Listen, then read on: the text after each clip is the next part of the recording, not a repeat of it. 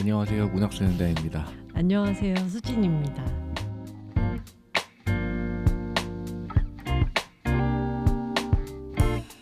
네, 또 이렇게 둘이서 시작을 하게 됐는데 챈들러 씨가 오늘 안 오시는 게 아니라 조금 늦습니다. 네. 저희 올해 마지막이네요. 그러네요. 네. 별 생각 없었는데. 올해 마지막 에피소드고 내년에 다시 보게 되는 거네요. 그러네요. 올 한 해 괜찮으셨나요? 어땠을까? 얼레벌레 지나간 것 네. 같아요. 그죠? 저도 뭐 워낙 큰 일이 있었어가지고 그죠. 네, 그거가 전부였던 것 같아요. 그거를 하기 위해서 달려온 23년이 아니었나. 올해는 결혼을 한 해. 네. 이렇게 남는 해가 그쵸. 되겠네요. 네. 음. 무튼 그렇습니다. 이따 챈들러 씨 오시면은 따로 얘기를 들어보도록 하고, 문학소년단 시즌 7 21화 오늘의 작품은 조예은 작가의 스노우볼 드라이브입니다. 먼저 책과 작가 소개를 해드리겠습니다. 1993년생 작가입니다. 조예은 작가. 상당히 영한 MZ. 작가. 예. 사실 저보다 어린 작가인데 네. 부럽네요. 블러썸 소속이고 여기가 그 김영하 작가도 소속돼 있고 한 그 대형 기획사입니다. 작가들 사이에서는. 그리고 국내외 팬덤이 있더라고요. 그래서 조예은 작가를 검색하면은 팬덤이라는 게 같이 좀 그래요. 연관 검색어에 올라오는. 그 정도로 팬덤이 큰 네. 신예 작가. 예, 그렇다고 하더라고요. 이런 장르 문학을 쓰는 작가다 보니까 아무래도 그런 팬덤이 형성이 되는데 이게 국내뿐만 아니라 대만, 중국 이런 데서도 조예은 작가의 팬들이 꽤 있다고 오, 신기하네요. 합니다. 예. 또 부럽네요. 두 번 말하지만. 그리고 이 예스24에서 선정한 한국 문학의 미래가 될 젊은 작가 16인에 선정됐습니다. 문학을 전공한 게 아니라 금속공예학과를 전공했다고 합니다. 네. 디자인인데. 네. 그래서 교양 수업 시간에 좀비 소설을 쓰면서 글쓰기에 관심을 가졌다고 합니다. 2016년 발표한 데뷔작 오버랩 나이프와 첫 장편 작품 시프트가 연달아 공모전에서 수상하며 장르 문학계의 시선을 사로잡았다고. 뵙게 와서 그런지 어색하네요, 말이. 그리고 대표작으로는 칵테일 러브 좀비 그리고 트로피컬 나이트가 있습니다. 이 책들은 지금 서점에 가셔도 표지가 상당히 화려하거든요. 맞아요. 그래서 눈에 띄는 작품입니다. 제가 이번 시즌 초반에 트로피컬 라이트를 네. 그 리스트에 올릴까 되게 고민을 고민하셨어요? 했었거든요. 왜냐면 표지도 되게 예쁘고 네. 되게 뭔가 매혹적인 거예요. 음.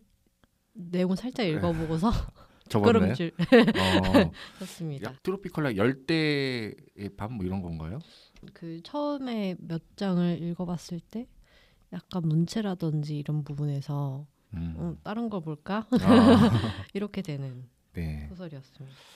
오늘의 작품은 어떨지. 자, 오늘의 작품은 스노우볼 드라이브입니다.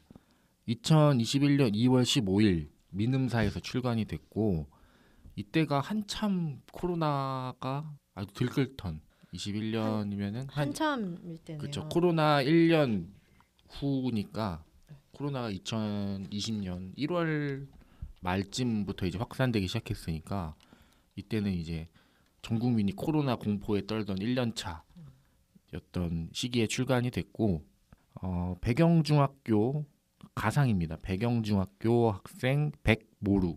이름 진짜 모루라는 이름이 왜 모루가 된지도 설명이 돼 있잖아요. 예, 그 망치질 할 때 밑에 네. 받치는 받침쇠라고 예, 그렇죠. 해야 되나? 받침새.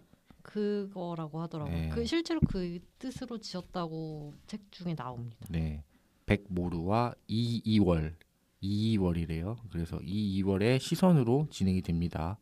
주인공들 시선으로도 전개가 되지만 챕터 구분도 모루 챕터에서 모루의 시선으로 보는 이 상황들, 그리고 2월 챕터에서는 2월이 이 보는 세상의 시선을 따라서 가는 그런 작품이고 이 교차 서술 되는 거죠. 약간 네. 냉정과 열정 사이처럼. 네. 나가 계속 바뀌는 거죠. 그렇죠. 이쪽 모루에서 나는 모루고 네. 2월에서 나는 2월인 거죠.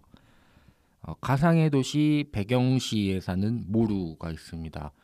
모루의 가족은 엄마와 이모 이름이 유진인데 이 유진이 전부입니다.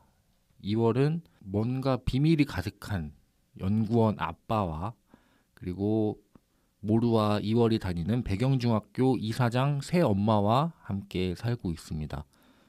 모루와 2월이 중학교 2학년 때인 2017년 6월 12일 이렇게 날짜를 명시해 주더라고요. 완전 6월이면 초여름이잖아요. 근데 갑자기 하늘에서 정체 모를 이렇게 물건이 떨어지게 됩니다. 눈처럼 많이 내리게 되죠. 다들 웬 눈이냐 하면서 막 학생들이 창가로 달려들고 막 운동장에서 막 하늘 보면서 막 너무 좋아하죠. 근데 그게 눈이 아니었습니다.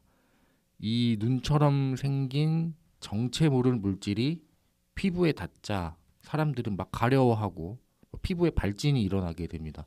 그리고 고통스러워하고 또 일부는 갑자기 피를 토하더라고요. 이런 한번 괴이한 기상 현상이 일어나게 됩니다. 이후로 이제 과학자들이 분석을 해보니까 수분을 흡수하는 그 김에 하나씩 들어있는 흡습제 실리카겔. 이 실리카겔이 실제로도 이렇게 만지면 발진이 생기고 그러나요? 먹어도 상관없다고 나오지 않아요? 그쵸. 먹어도 무해하나 드시지 인체에 마십시오. 무해하다. 뭐 이렇게 다 써져 있잖아요. 네. 아무튼 그런 실리카겔 같은 거다라고 얘기를 하더라고요. 아무튼 이런 눈이 내릴 때 허겁지겁 막 도망쳐요. 막 이렇게 사람들이 피토하고 막 피부 발진 올라오니까. 그래서 모루가 막 도망치는데 또 넘어집니다. 이를 구해주는 2월 일어나 해서 같이 이제 이사장실로 가고 이렇게 이 둘의 첫 만남이 시작이 됩니다. 하얀색 정체불명의 물질은 태우지 않으면 사라지지가 않아요. 그러니까 녹지 않는 눈인 거죠.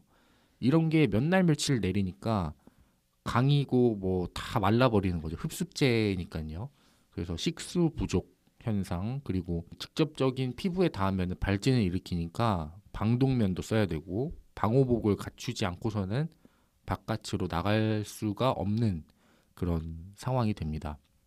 이렇게 점점 세상이 멸망해 가고 백영시에는 원래 쓰레기 매립지가 있었다는 이유로 전국에서 내린 그 정체불명의 눈을 모아서 태우는 소각장이 설치가 되게 되고 백영시는 옛날로 치면 난지도겠죠. 그러겠네요. 전국에 있는 모든 쓰레기가 다 거기에 모여서 다 태워지고 이런 주변 환경이 너무 안 좋아집니다.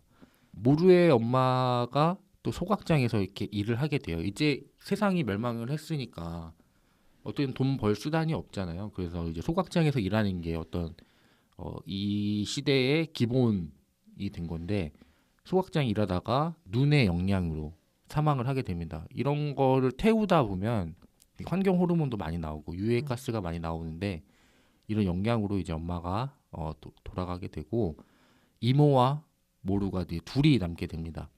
이모는 유진이죠. 이 유진은 식자재를 운반하는 운송업에 종사해서 트럭 퀵서비스 같은 거죠. 그러니까 여기서 여기까지 물건 옮겨주는 트럭 기사였는데 이렇게 이모와 함께 성장을 해가고 22살이 되는 해에 이모로부터 뭔가 이제 답답하죠. 이모가 자꾸 자기를 이렇게 케어하려고 하니까 모루가 너무 답답해서 벗어나고자 합니다.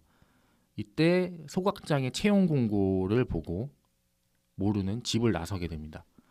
그리고 2월은 13살 때 자신의 강아지 하루와 아빠의 연구소에 놀러 갔다가 아까 아빠가 되게 정체불명의 연구를 한다고 말씀드렸는데 이 아빠 연구소에 놀러 갔다가 사람만한 포대를 옮기는 걸 몰래 보게 됩니다. 포대자루 속에 담긴 건 하루와 같은 강아지들이었습니다. 다 이렇게 말라 비틀어지고 되게 미라처럼 보이는 그런 강아지들이 잔뜩 그 포대자루에 있었던 거죠. 그때 하루가 품에서 이렇게 박차고 나가게 됩니다. 그러다가 이제 탕 소리 들렸는데 하루는 이제 총에 맞아 죽게 된 거죠. 이후 2월은 하루를 보는 환상이라 그럴까요? 네, 그죠. 환영을 보게 되는 네. 예, 그런 악몽에 시달리고 매일매일 이 녹지 않는 눈이 내린 이후 또 정신을 놓은 새엄마는 극단적인 선택 자살을 하게 되고 2월은 새엄마의 부탁에 따라서 아빠 몰래 새엄마의 장례를 치르기 위해 시신을 빼돌렸는데 이때 운송하러 온 것이 마침 모루의 이모 유진이었습니다. 유진과 이월은 함께 백영중학교로 향해서 새엄마의 시신을 매장하다가 강도떼를 만나게 돼요. 그래서 유진과 이월은 따로 이렇게 흩어지게 됩니다. 이런 상태에서 모루와 이월이 다시 그 소각장에서 만나 이제 재회를 하게 되고, 이월은 모루에게 이제 이모 이야기를 숨기고 있다가 결국 어쩌다가 이렇게 흩어지게 됐는지, 실종이 되게 됐는지 이런 경위를 알게 되고, 모루와 이월은 이모인 유진을 찾겠다, 유진이 어디 있는지 같이 찾아 나서자 하면서 끝나는 내용입니다. 이 책 읽어 마라. 네, 드디어 챈들러 씨가 도착을 했고 챈들러 씨와 함께 읽어봐라 한번 진행해 보도록 하겠습니다. 오늘의 읽어야 하는 이유는 저 수진입니다. 네, 말아야 하는 이유는 챈들러입니다. 네, 먼저 읽어야 하는 이유부터 말씀해 주시죠. 조혜윤 작가. 네.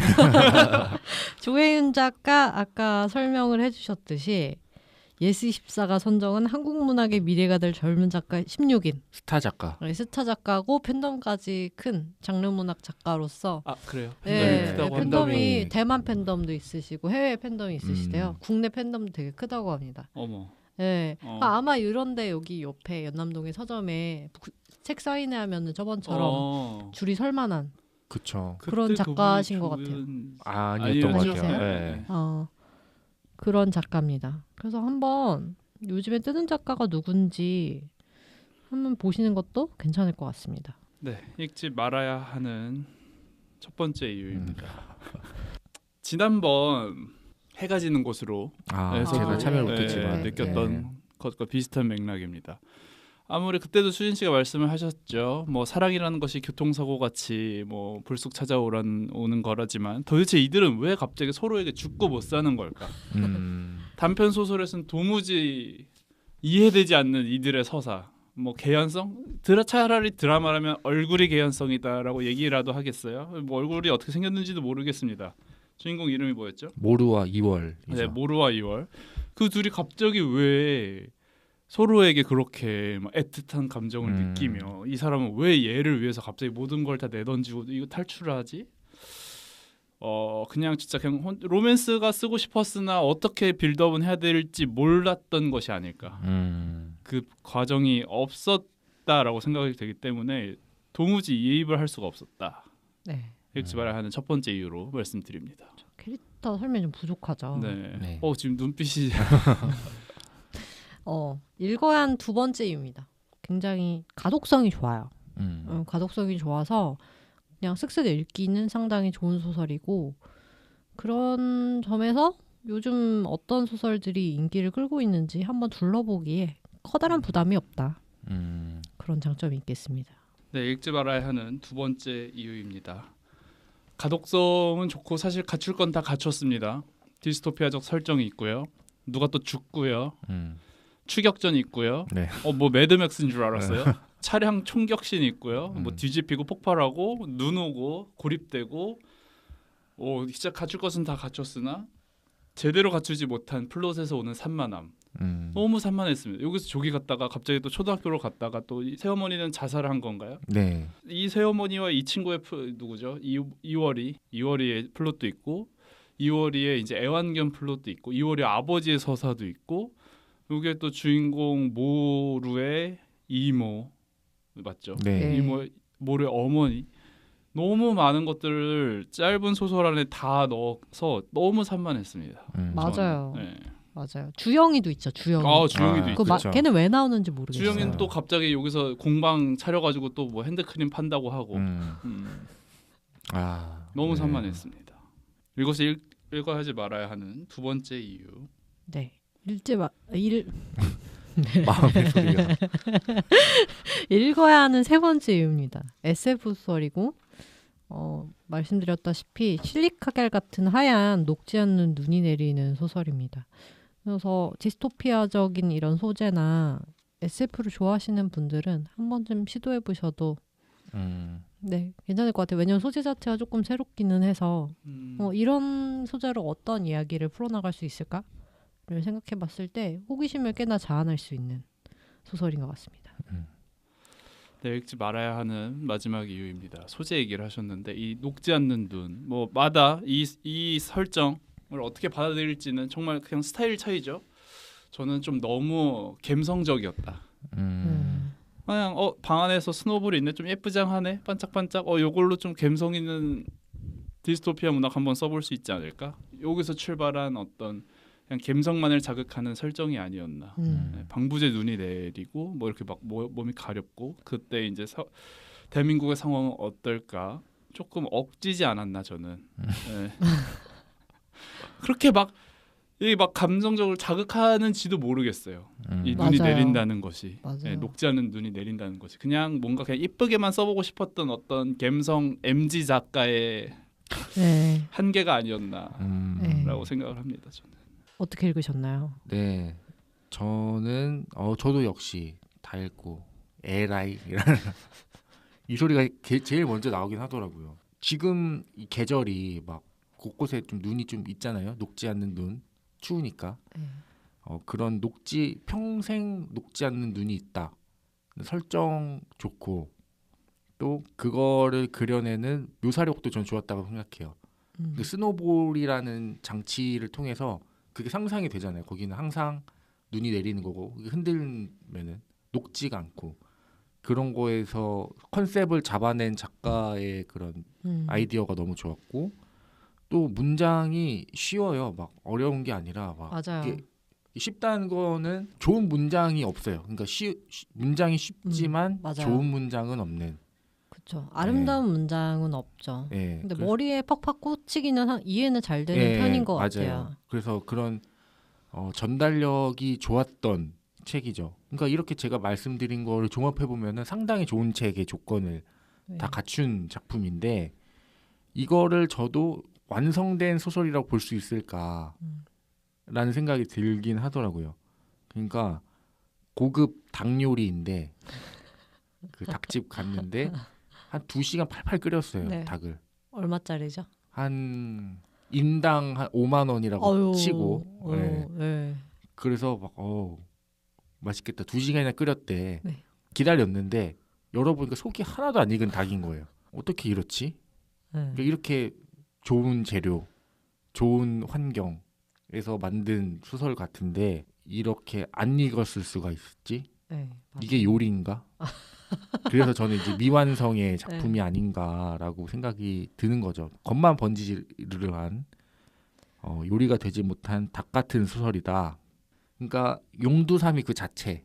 이 소설이 용두삼이다. 그러니까 녹지 않는 눈 컨셉으로 시작을 했는데 결말은 이렇다고. 그래서 용두삼이도 아니고 저는 용두문미라고 썼거든요. 그러니까 모기 같은 거죠. 이모가 사라졌으면은 적어도 이모의 생사 여부. 그죠. 그거 알려줘야죠. 아니 거대한 이유잖아요. 네, 그쵸. 이 여정이 시작되는 거대한 그쵸. 후반부에 시작이 되긴 하니까 아무튼 근데 목적이 이모를 찾겠다는 게 분명한데 그렇죠. 저는 이 책을 읽으면서 가장 많이 들었던 생각이 매드맥스거든요. 그런 느낌이네요. 네, 그래서 발할라를 찾아가는 퓨리오사의 그런 하얀 매드맥스. 네. 그래서 그 정도의 컨셉으로 시작을 했으니까 이거는 매드맥스처럼 끝나길 저는 바랬죠. 어쨌든 뭔가를 보고 뭔가가 해결이 안 되거나 알고 보니 이모는 죽었거나 아니면 살았거나 이런 결말을 냈어야 되는데 이렇게 무책임하게 끝낼 수가 있나? 뭐 이런 생각도 들었고 또 중간의 내용도 너무 반복적인 회상. 맞아요. 너무 반복되더라고요. 새로운 내용이 하나도 없었고 또 숨겨진 진실도 없었어요. 그나마 숨긴 게 이제 2월이 유진을 만난 그 사실을 최대한 모르게 늦게 얘기한 거. 네, 그죠. 요 정도. 근데 그렇다고 해서 2월은 유진에 대해서 뭔가 대단한 걸 알고 있는 것도 아닌 이거 비밀이라고 할 수도 없는 비밀을 이거를 이제 숨겨진 진실이라고 볼 수 있을까? 이런 뭔가 아쉬운 설정. 이런 게 너무 아쉽더라고요. 작가의 말에 이런 게 있더라고요. 초고를 완성하기까지 꽤 오래 괴로워했습니다. 2번 멈추었고 그대로 꼬꾸라질 뻔했는데 3번째에 어떻게든 나아갈 수 있는 힘을 얻었습니다. 이월과 모루가 끝내 구덩이에 빠지지 않고 달려나갈 수 있도록 조언을 아끼지 않아 주신 이렇게 나오는데 두 번 멈추고 그대로 꼬꾸라진 소설이 아니었나? 어디서 꼬꾸라졌는지 맞춰볼까요? 네. 일단은 저는 한 번 꼬꾸라진 거는 그쯤인 것 같아요. 저기 뭐야 유진이랑 이 이월이랑 만나서 네. 새엄마의 시신을 묻었을 때 그때 한 번 꼬꾸라지신 것 같아요. 네. 거기서 강도떼를 만났을 네. 때 어떻게 해야 될지? 되는가? 네. 거기서 꼬꾸라진 것 같고 두 번. 한 번은 어딜까요? 제가 봤을 때 아. 결론에서 한 번 더 꼬꾸라졌는데 그렇죠. 결말에서 꼬꾸라졌는데 그대로 안 일어나신 것이 아닌가. 그러니까 그 전까지는 괜찮았어요. 네. 강도떼 만났고 드디어 뭔가 나오겠구나. 시작된다. 이렇게 끝내버린 건 꼬꾸라졌기 때문이다. 그렇죠. 근데 그런 것 이걸 이제 같아요. 끝내 달려갔다고 하니 뭔가 잘못 독자들에게 전달이 된 게 아닌가 이런 생각이고 저는 마지막에 이런 식으로 이렇게 감사평이나 이런 걸 쓸 게 아니라 변명문을 썼어야 되는. 저희가 이렇게 소설을 끝내게 된 이유는 사실 여러분 스노우볼 드라이브 2탄이 있습니다. 이렇게 하거나 맞아요. 아니면은 뭐 준비 중이다. 그 문지혁 작가가 그런 식으로 썼잖아요. 뭐 중급 한국어, 초급 한국어를 썼지만 다음에는 무슨 고급 한국어는 아니었던 것 같은데 아무튼 뭐 그런 걸 쓰겠다. 쓰게 되지 않을까 뭐 이런 식으로 얘기를 했었잖아요. 차라리 그런 식의 결말, 그런 식의 작가의 말을 썼어야 되지 않나. 물론 이 정도라도 쓴 게 작가니까 이 정도라고 쓴 걸 알고 있어요. 그러니까 저도 이렇게 쓰라면 못 쓰거든요. 당연히. 그렇죠. 근데 이렇게 쓰는 게 아닌 거는 아는 건 있잖아요. 원래 그런 건 쉽잖아요. 네. 내가 직접 하는 건 어려워도. 그렇죠. 이 사람이 쉽게 잘 하고 있으면 이 사람이 되게 잘하고 있는 거다라는 그쵸. 말이 있는데 저는 이 사람이 잘하는 건 알겠어요. 컨셉도 잘 잡고. 근데 이 작가가 이 작품을 이렇게 끝내는 건 아닌 거는 알겠는 거예요. 이게 그렇죠. 전 그런 게 느꼈습니다. 그래도 유진과 이월이 강도에게 쫓기는 부분 이런 건 스릴 있고 카체이싱도 막 있잖아요. 이런 맞아요. 것도 좀 스릴 있고 좋았고 또 계절도 잘 맞았고 또 스노볼을 볼 때마다 한 번쯤 생각날 것 같은 그런 소설이었습니다. 챈들러 씨는 이거 어떻게 읽으셨나요? 저는 앞으로 한 반년간 한국의 젊은 작가가 쓴 디스토피아 문학을 읽지 않겠다 선언합니다. 선언을 내렸네요. 저희 라인업에 몇 개 있었습니다. 다 날라갔나요? 지금 사실 책이 몇 권 안 남았어요. 저희가 읽어야 될 게. 저희가 읽었던 것들 중에서도 꽤 있었죠. 아까 말씀드렸던 해가 지는 곳으로도 그렇고 지난번 조금 코믹스럽긴 했지만 소심한 사람들, 소심한 사람들만 남았다 하는 것도 그렇고 이런 게 요새 젊은 작가들의 트렌드구나 정도는 이제 뭐 알 수 있고 한국의 젊은 작가들이 지금 이렇게 활동하고 있구나 정도는 알 수 있지만 읽었을 때 진짜 만족스러웠던 적이 없다. 그죠. 젊은 작가가 쓰는 디스토피아 문학. 언젠가 어떤 게스트와 갖춘 거 좋아한다. 상 받는 그런 문학들 얘기를 했는데 그 대척점에 서 있지 않나. 이들이 받을 수 있는 상은 신인상밖에 없는 것이 아닌가. 이거랑 또 장르 문학상 정도는 그렇죠. 받을 수 있겠죠. 읽는데 진짜 좀 힘들었습니다. 뭐냐면 그냥 모르겠어요. 그 로맨스 정은 어쨌든 이 설정 좋다. 눈 내리는 녹지 않는 눈 설정 좋다라고 하셨는데 녹지 않는 눈이 뭐 그렇게 매력적인지 일단 저는 잘 모르겠어가지고 뭔가 그냥 또 겨울에 이렇게 하니까 뭔가 이 사람은 좀 겨울 느낌 낭낭이 내고 싶었나? 하지만 그 와중에 좀 비극성을 좀 더해주고 싶었나? 근데 저는 이들이 뭐 이렇게 비극적인지 잘 모르겠습니다. 이 친구는 이모와 왜 이렇게 애틋한 거지? 그쵸. 이모는 갑자기 여기서 왜 이월이에게 이입해가지고 내가 너를 데려다 줄게 막 거의 지금 사실 오히려 그만큼 이들이 애틋하다면 조카와 같은 학교인 이 친구가 조카 생각이 나서 막 그럴 게 아니라 한 푼이라도 더 받아서 조카한테 가서 조카 옆에 있어야 되는 거 아닌가 그런 생각도 들고 도대체 그러니까 너무 그러니까 그런 거 있죠. 배우가 나 한바탕 울고 싶어. 나 진짜 감정 연기 잘할 수 있을 것 같아. 어떤 씬만 주면 그래서 그 씬은 줬어요. 그럼 그 씬과 다른 씬을 이어놔야 될 거 아니에요. 네. 그 이음새가 너무 부족했던 느낌이었습니다. 비극적인 부분이라든가 아까 얘기했던 가출과 가춤 모든 게 다 있긴 있습니다. 총격전 그쵸. 멋져요. 빠짐없죠. 스릴도 있고. 네. 이거 어떻게 되는 갑자기 강도도 나타난다고 네. 하고 뭐 강도 당연히 나타나겠죠. 디스토피아 세계관이라면 그렇게 그냥 자기가 예를 들면 아까 배우 얘기를 했는데 감독이라면 이 씬 만들어 보고 싶고 저 씬 만들어 보고 싶은 너무 그리고 그 씬을 만들자고 하면 잘 만드는 감독이에요. 근데 그 씬들을 연결하는 과정이 너무 부족했다. 맞아요. 그 유일한 연결점이 녹지 않는 눈이라는 것에서 그냥 뭐 그것 때문에 모든 비극성이 다 발생하고 이 사람들이 감정이입을 다 그것 때문에 해요. 그 과정이 전혀 설득이 되지 않아서 너 읽으면서 너무 실망스러웠고 이런 것은 제가 이전에도 느꼈던 것 같습니다. 이 아까 얘기했던 소심 이들과 네. 해가 지는 곳으로에도 느껴서 다시는 젊은 작가의 디스토피아 문학을 읽지 않겠다. 그 기성 작가들의 디스토피아 작품도 뭐죠? 저희 그거 눈먼 자들의 도시. 그런 거 괜찮았는데. 그게 고정급이죠. 그러니까요. 이 장르의 어떤 시작점에 거의 서 계신. 그렇죠. 그랬다고 하니까. 또 새삼 생각해 보면 사실 그런 식으로 디스토피아 문학은 정말 각 잡고 제대로 사실 내공 갖추고 들어가야 되는 문학 같은데 네. 젊은 작가들이 좋아할 만해요. 왜냐하면 감정선을 폭발시키기에 충분한 설정을 사실 그냥 때려 박아도 되잖아요. 나는 설정 이렇게 해놨어. 누가 뭐라고 하겠어요. 디스토피아 문학인데. 그러니까 나는 요 정도 감정선을 분출시키고 싶은데 그 빌드업이 잘 생각이 안 난다면 그냥 쉽게 선택할 수 있는 게 디스토피아 아닌가.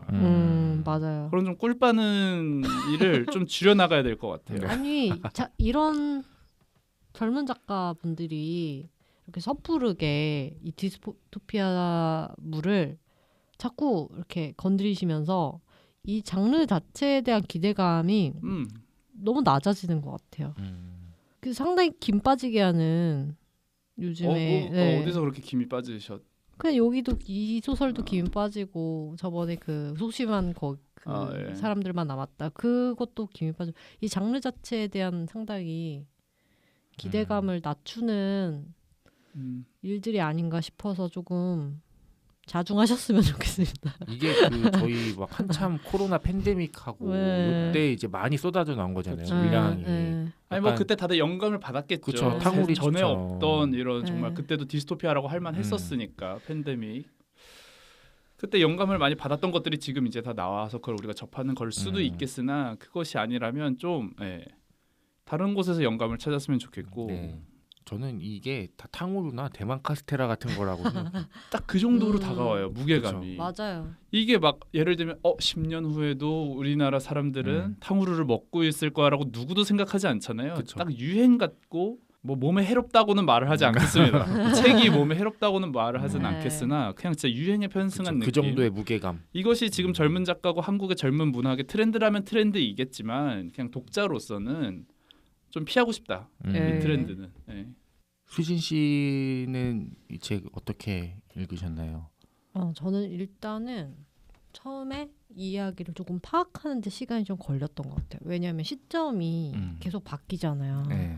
나라고 서술되는 인물이 계속 교차되면서 바뀌어서 그게 좀 헷갈리고 그리고 이 말씀하셨듯이 초반부 내용이 뒤에 이모를 찾아 나서는 중후반부 내용이랑 연결이 되는 거라서 약간 그게 좀 헷갈리기도 했고요. 아무튼 결론은 재미가 없었다. 재미없으셨나요, 많이? 이게 뭐랄까요? 이야기가 되게 황량하다는 생각이 들었어요. 황량하다. 네, 뭔가 뼈대 말고 아무것도 없는 것 같은? 거대한 서사는 있거든요. 네. 뭐 SF기도 하고. 근데 뭐랄까요? 아까 이 작가님이 그 디자인대 출신이라고 하셨잖아요. 그쵸, 금속공예학과. 네, 어쩐지 읽는데 되게 평소에 읽어오던 이런 소설가들이 국어국문학과거나 문예창작가 출신이시잖아요. 네. 그런 분들하고는 확실히 결이 달랐던 것 같아요. 약간 소재와 아. 플롯만 있는데 근데 그렇게 서사가 엄청 새롭고 막 엄청 스펙타클하긴 한데 뭔가 심심하단 말이에요. 양념이 안 된 예, 느낌이다. 근데 그 중간을 이제 채워주는 문장들도 밋밋하고 그래서 되게 콘크리트로 된 어떤 미로를 네. 열심히 달려서 끝점에 도달한 것 같은. 콘크리트로 된 미로. 네. 음, 네. 그래서 이야기가 주는 아름다움이나 어떤 네. 매혹적임 자체도 별로 없고요. 왜냐면 배경 자체가 약간 디스토피아적이기 네. 때문에 그래서 이것 또한 이 독자가 어떤 붙잡고 갈 만한 매력이 별로 없는 소설인 것 같다. 그런 아쉬움이 남았습니다. 계속 끌고 가는 힘이 좀 부족한 거죠. 네, 그것도 있고. 일단 뭐 가기는 가는데 네. 전혀 재미가 없달까요? 끌려가는 거죠. 내가 걷는 게 아니라 끌려가는 건가요? 이를 녹음해야 된다는 의무감. 에스컬레이터. 에스컬레이터 타고 가는 거죠. 아. 에스컬레이터 탔는데 도착하고 보니 풍경도 없고 그리고 내가 어디로 온 건지도 잘 모르겠고 게다가 결말이 열린 결말이어가지고 끝난 건가 싶기도 그쵸, 하고 좀 황당했죠. 좀 허무한 구석이 있습니다. 이야기가.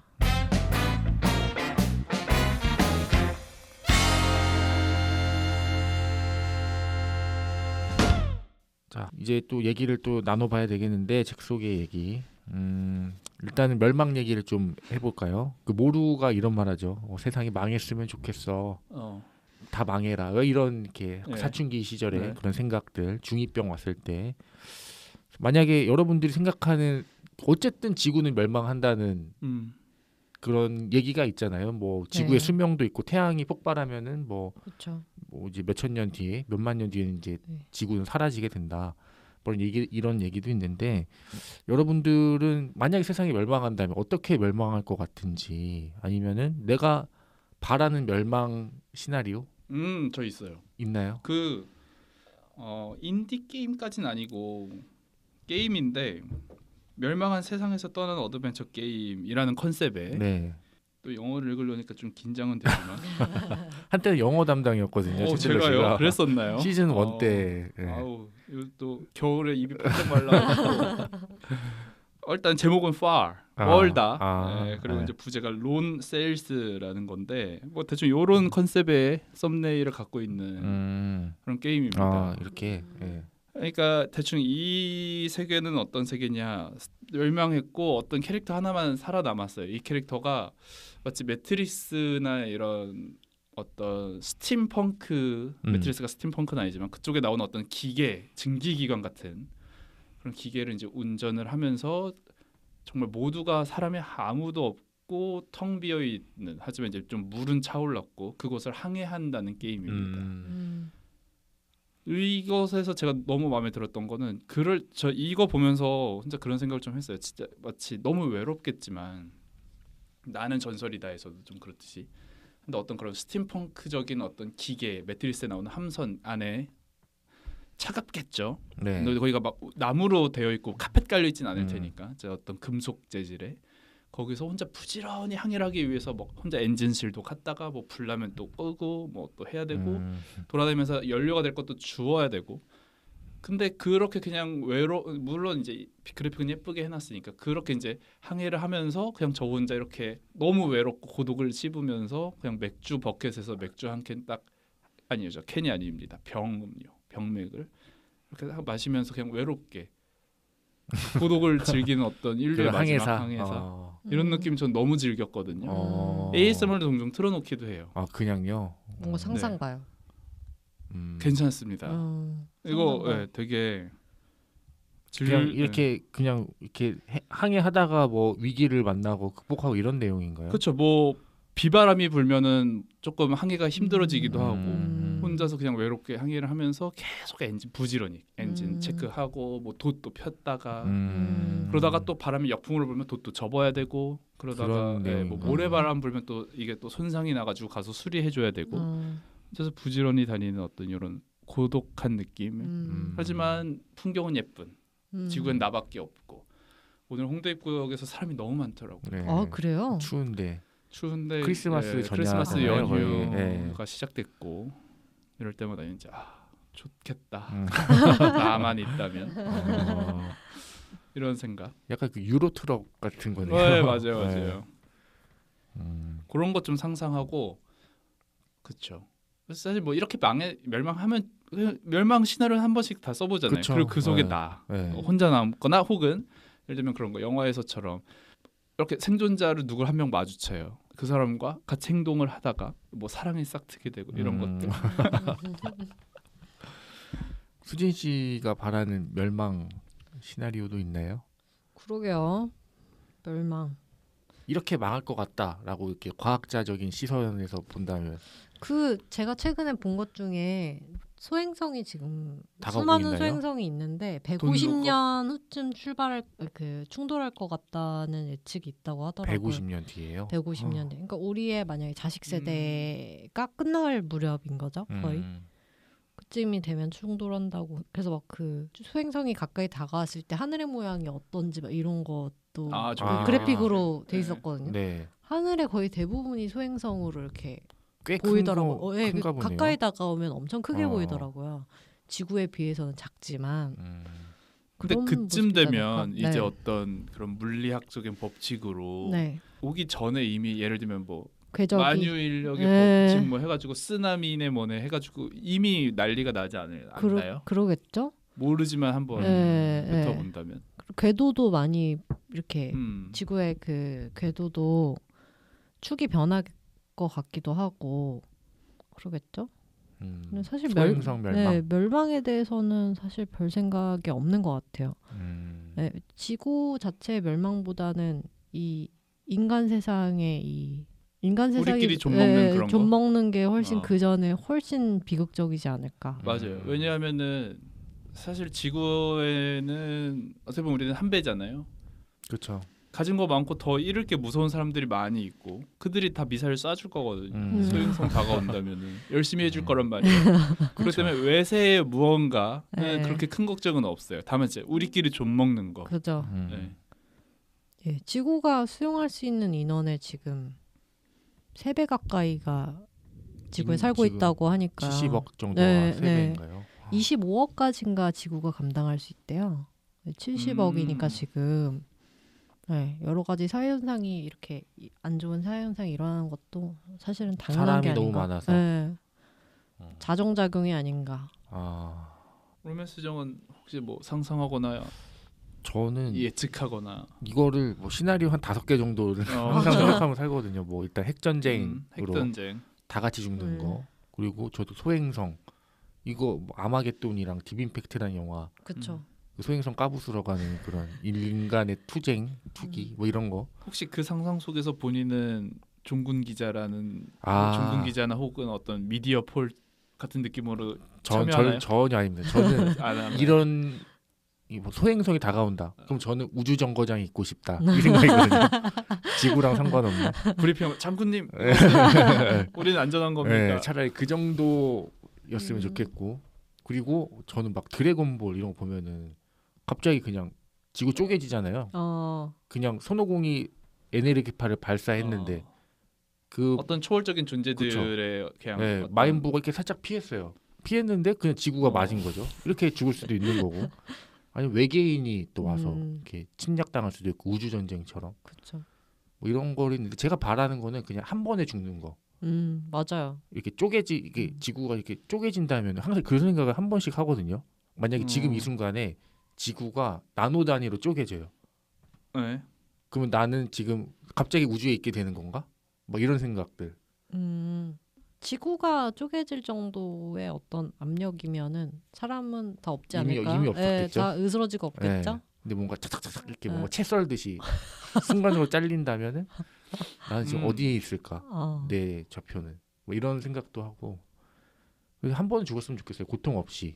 그렇죠. 그러니까 막 이렇게 막 살려고 아등바등 막 이렇게 물구하러 다니고 막 눈길 운전하고 이런 것보다는 그래요? 네, 저는 약간 이제 바로 최대한 빨리 혼자 남는 거 별로 원하지 않아요. 네, 저는 차라리 그냥 남들 죽을 때 같이 죽는 게 낫다는. 네. 재미없을 것 같아요. 혼자 있는. 재미가 없다. 네. 너무 괴롭고 그렇죠.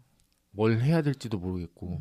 한번 혼자 이렇게 세일링하면서 파리에도 갔다가 막 넝쿨 엉켜 있는 에펠탑 한번 봐보고.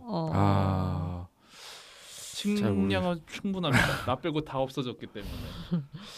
근데 프랑스 사람 없는 파리가 어떤 낭만이 있을까요? 그게 그렇죠. 정리되지 않은 파리는 그렇죠. 그렇습니다.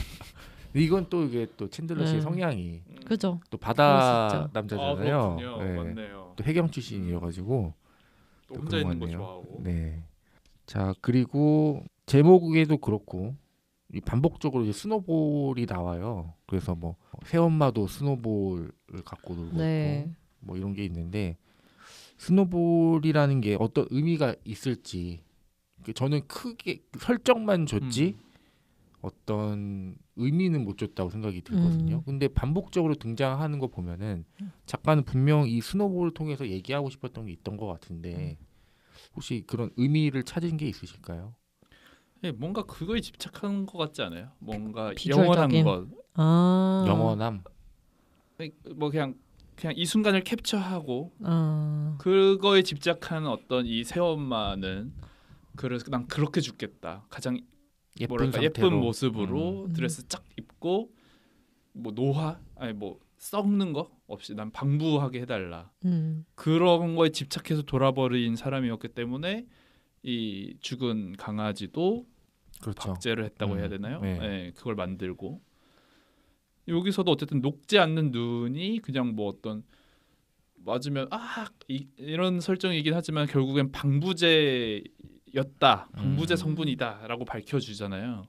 그렇게 결국 세상은 뭐 녹지 않고 썩지 않고 거기에 왜 이렇게 집착을 했는지는 잘 모르겠어요. 사실 스노볼을 보면서 영감을 얻었다라고 그냥 혼자 추측을 한다면 뇌피셜로 스노볼을 볼 때 사람들은 무슨 생각을 하나 잘 모르겠거든요. 근데 거기서 이제 어떤 방부, 뭔가 영원한 것, 썩지 않는 것에 대한 좀 얘기를 하고 싶었을까?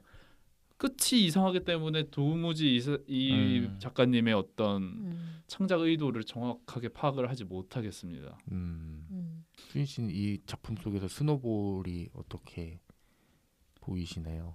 저는 그렇게밖에 안 보였어요. 그냥 이 작가가 비주얼적인 거에 상당히 집착하는 작가다. 왜냐면 하얗게 눈 내리는 거에 대해서 되게 영화적인 측면이 있으신 것 같아요. 비주얼화 했을 때 아름다운 모습 그리고 뭔가 문학적인 어떤 표현이랄까 이 여기에 펼쳐지는 이 지구의 모습과 스노볼의 모습이 되게 축소돼서 보이는 것 같은 그런 극적인 모습들에 좀 집착하면서 이렇게 만드신 게 아닐까 싶었어요. 네. 저도 그냥 대비의 요소. 대비요? 네. 그러니까 현실은 지옥인데. 거기 스노볼 안에 있는 그런 사람들도 있잖아요. 그 장식들. 거기 사람들은 되게 행복하고 예쁘고 여기 자꾸 뭐 엄청 예쁘다 이런 얘기 자꾸 나오는데 현실은 그런 눈이 내렸을 때는 이제 좋지 않은 거잖아요. 그래서 그런 대비를 보여주는 그렇다면 오히려 그런 것에 집착하는 인물들이나 그런 것들을 통해서 오히려 이 자연계가 얼마나 소중한지 썩고 없어지고 이런 게 얼마나 맞아요. 소중한지를 좀 역설하려고 했던 건가요? 예, 저는 그렇게 생각이 들어가지고 그런 그 정도인 것 같아요. 예. 그리고 이것도 또 한번 얘기해 보면 좋을 것 같은 게 지난 시즌에 천선란의 나인에서도 나왔던 주제입니다. 이게 저는 모루와 이월의 성별 이슈, 그러니까 이들의 성별은 대체 뭘까? 이거를 저희가 왜 궁금해하는지는 뭐 이제 그때 나인 때도 얘기를 했죠. 당연히 이제 궁금해할 수밖에 없는. 근데 그런 묘사가 전혀 안 나오더라고요. 네, 맞아요. 네. 맞아요. 얼굴 묘사는 나오는데 거기에서도 어떤 여성인지 남성인지를 구분할 수 있는 요소는 없습니다. 아 그래요? 저 왜 이월이는 여자 아니 모르는 여자 이월이는 남자로 읽었지? 그래요? 저는 둘 다 여잔 줄 알았어요. 네, 저도 둘 다 여잔 줄 진짜요? 알았어요. 네. 근데 그런 성별이 안 나오는 건데 굳이 여기서 이제 그렇게 묘사를 안 한 이유가 있는 건지 아니면 작가는 애초에 뭐 이런 거를 숨김으로써 더 얘기가 나오길 바랬던 건지 이런 게 좀 궁금했습니다. 의도적으로 숨기시지 않았을까 싶어요. 되게 이름 자체도 좀 모호하게 짓긴 했죠. 네, 중성적이고 근데 뭔가 저는 얘네가 사랑을 했는지도 잘 모르겠는 것 같아요. 잘 모르겠어요 이 이야기가. 모호한 구석이 많고 그래서 저도 잘 모르겠어요. 이거 저도 오기가 생기더라고요. 이때 뭐냐 이러면서 네, 이거 언제까지 숨기나 보자 했는데 뭐 그런 힌트에 자꾸 집중하게 되는 거죠. 뭐 머리를 질끈 묶었다. 머리가 묶었다. 근데 이 당시에는 뭐 세상 멸망했으니까 미용실도 없을 텐데 남자도 그러네요. 머리 길 수 있는 거 아닌가? 또 이런 생각도 하게 되고. 그래서 그런 힌트를 찾으면서 계속 보다가 나중에는 알려주겠지라고 생각을 했는데 결국엔 안 나오더라고요. 그래서 뭐 이것 또한 그런 스노볼 안에 사람들과 뭐 이런 건가 뭐 싶기도 하고. 그러니까 일부러 모호하게 했다. 왜냐하면은 이게 만약에 남녀가 되면은 아까 저는 이제 아까 어떻게 읽었냐에서 남녀로 생각을 하고 그렇게 얘기를 했었잖아요. 그러니까 아니 이들의 사랑 갑자기 이게 말이 되느냐 이런 식으로 이제 할 수도 있으니까 이거는 우정일 수도 있어. 아니면 다른 어떤 종류의 사랑일 수도 있어. 뭐 얼마든지 그냥 애매모호하게 퉁칠 수 있으니까 그런 게 아니었나. 그렇죠. 또 만약에 그런 성별이 나오면 이렇게 불편해하거나 아니 기대하는 바가 생기거나 이런 여지가 있을 것도 같아서 작가가 또 숨긴 것 같다는 생각도 드네요. 자, 그리고 엔딩 좀 얘기를 해봐야 되는데 이모 유진을 찾아서 모루와 이월의 아버지죠. 아버지를 이제 제끼고 약간 짜치는 델마와 루이스 엔딩. 그 달리기 왕 드라이브 하면서 이렇게 날잖아요. 어떻게 됐을 것 같으세요? 유진을 찾았다. 아니면은 유진은 뭐 알고 보니 죽었다. 어떻게 됐을지 한번 생각을 해본다면 죽은 게 아닌가. 유진은 죽었다. 근데 이게 결말을 예상하기가 어려운 게 이 어떤 각각의 캐릭터들에 대한 이 성격 묘사라든지 캐릭터 설명이 너무 부족해요. 그러다 보니까 이 사람이 어떤 선택을 했고 어떤 상황에 있을지에 대해서도 예측하기가 너무 어려운 것 같아요. 상상하기가. 왜냐면 어떤 사람인지 잘 모르겠거든요. 여기서 유진이 만약에 살아있다면은 후속편을 생각한 것밖에 안 되죠. 이들이 이렇게 하다가 어느 도시에서 또 다른 유진의 흔적을 발견했다.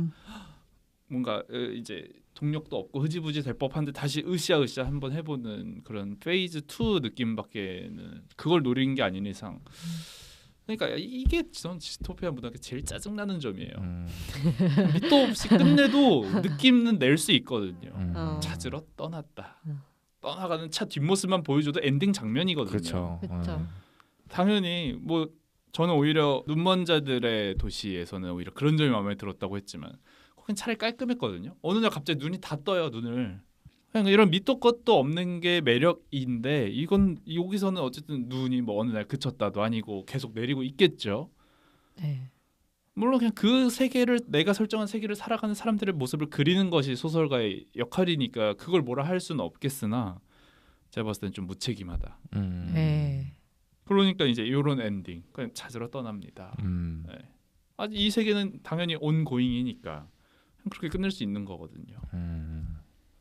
저도 유진이 되게 생활력이 강하잖아요. 그래서 뭐 너 거기 가서 톨게이트 뭐 검수표 밑에 숨어 뭐 이런 식으로 얘기도 하고 이 동네 빠삭한 원래 그 택시 기사 분들이나 그쵸. 운송업에 종사하시는 분들이 그런 거에 빠삭하잖아요. 질이나. 네. 근데 아직까지도 유진이 돌아오지 않은 거는 이제 유진은 이미 뭐 잘못됐다. 죽어서. 네. 그리고 2월이를 이렇게 내려주면서 온갖 사망 플래그는 본인이 다 세워놨어요. 나중에 봐라거나 뭐 돌아올게라거나 이래놓고 돌아오면은 이거는 설정 붕괴다.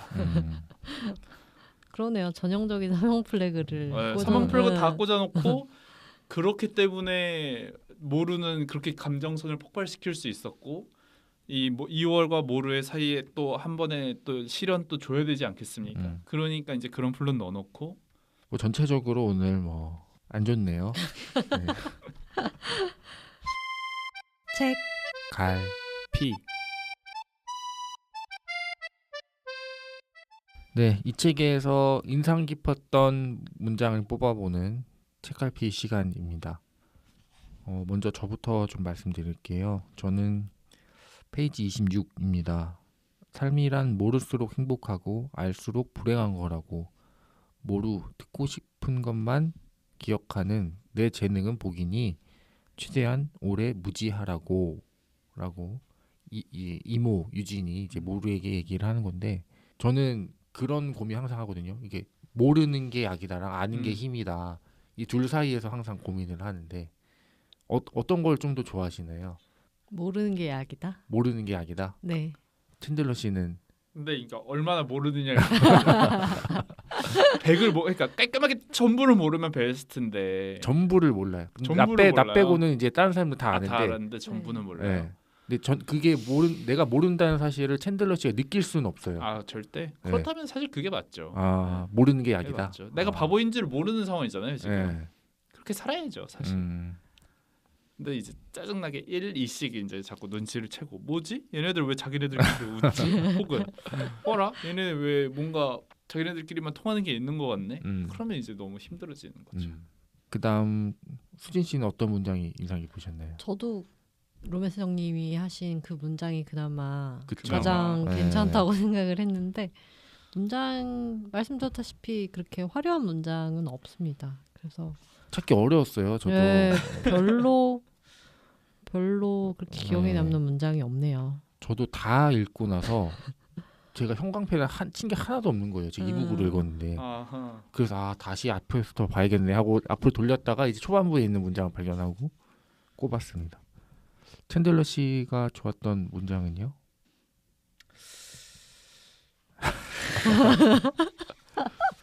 원래 챈들러 씨 책을 보면은 포스트잇이 가득하거든요. 네. 근데 오늘은 마치 이거 책갈피 이거 정도 하나도, 하나네요. 이거 하나도 설정 때문에 아. 어떤 설정인지 좀 사실관계가 확인되는 음. 지점에 이제 붙여놨고요. 오히려 인상 깊었던 것은 제일 인상 깊었던 문장들은 작가의 말에 많이 포진해 네. 있으나 그것은 너무 조롱이고 아, 비난이 될 것 같아서. 그리고 작가의 말도 저는 조금 실망스러웠던 게 이 작가 보통은 이 소설 제가 느끼는 이 소설가들은 어떤 새로운 세계를 이렇게 만들어서 설명을 남에게 해줄 만큼이나 세계가 독특한 사람들이고 사고력이 굉장히 깊은 사람들이라고 생각하거든요.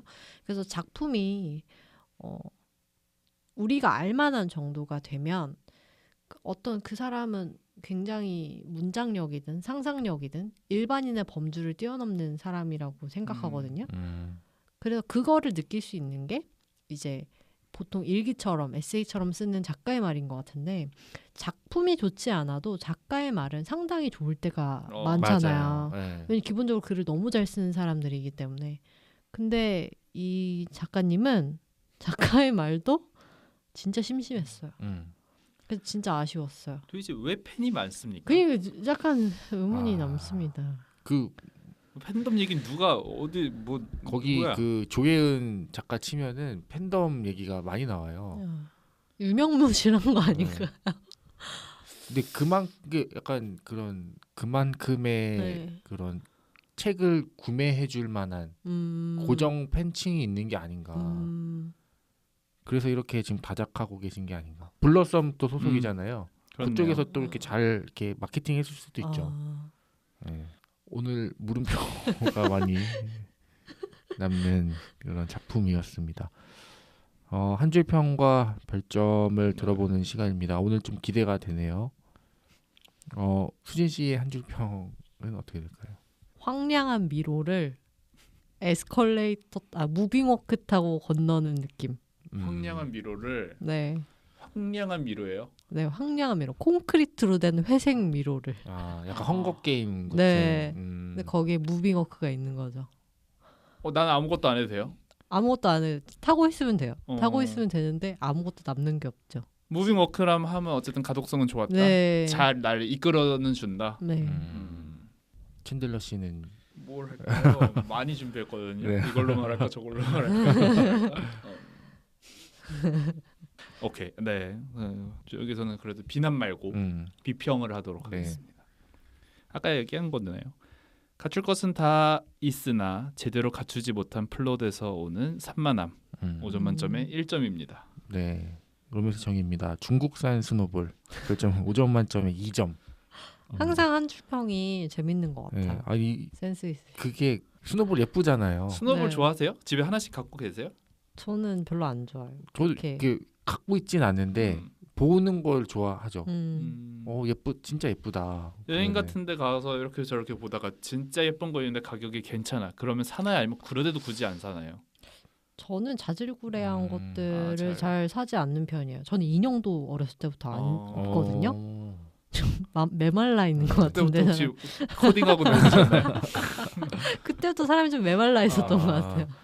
저는 그런 짜잘한 진짜 거 사는 거 놀고. 좋아하는데 어. 저는 막 그 미국 갔을 때 요세미티 가는데 돌멩이를 팔더라고요. 그것도 막 사고 이랬거든요. 돌멩이도 사지만 스노볼은 네, 사지 스노볼은 않아. 안 샀거든요. 근데 요새미티 돌멩이를 돌멩이를 팔아요? 예, 예쁜 돌멩이, 광석들 얼마인가요? 그게 뭐 한 하나에 뭐 99 센트? 센트 어. 정도? 1달러 거의 다 1달러에 근데 진짜 예뻐요 돌이.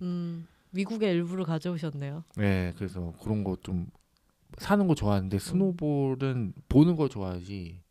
제가 또 겨울을 안 좋아해서 그런 것도 있는 것 같아요. 저 여름 좋아하거든요. 그럴 수 있겠다. 예. 심지어 그나마 계절이 맞았기 때문에 1점이라도 줬지. 예, 이게 여름에 읽었으면은 난리 났겠네요. 오히려 더 시원했을 수는 네. 있겠죠. 그렇죠. 지금이 완전 지금 한파주의보 오고 그쵸. 오늘이 진짜 엄청 올해 들어 가장 추운 날이라고 음. 하던가 맞아요. 그러잖아요. 그 계절이랑 좀 맞는 소설이었습니다. 그나마 네. 다행입니다. 자, 다음 주에는 저희가 정지아 작가의 아버지의 해방일지를 읽습니다. 어떤 책일지 한번 다음 시간에 만나보도록 하겠습니다. 하나, 둘, 셋. 또 봐요.